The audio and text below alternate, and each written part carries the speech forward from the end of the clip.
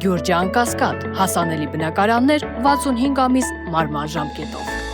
Ազգային ժողովի հարգելի փոխնախագահ, հարգելի գործընկերներ, նշվեց, որ հարցը քննարկվել է հանձնաժողովում, ստացել դրական եզրակացություն, եթե չեմ սխալվում, միաձայն։ Կարևոր նախաձեռնություն է այն առումով, որ կատարողականի գնահատման համակարգը հնարավորություն է տալու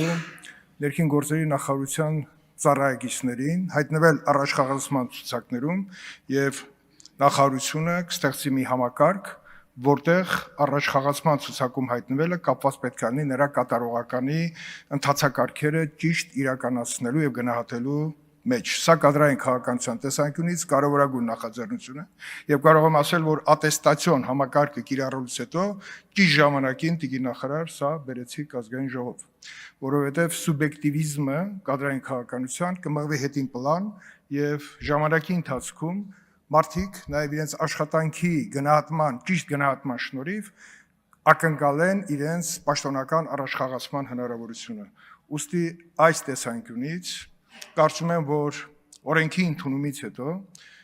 ներքին գործերի նախարարությունը կմշակի այն համակարգը դետալացված, որտեղ ամբողջությամբ կատարողականի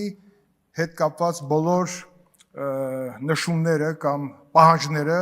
տեսանելի կլինեն բոլորին եւ այդ պահանջները բավարարելու դեպքում մարդը ծառայողը հստակ կիմանա, որ ինքը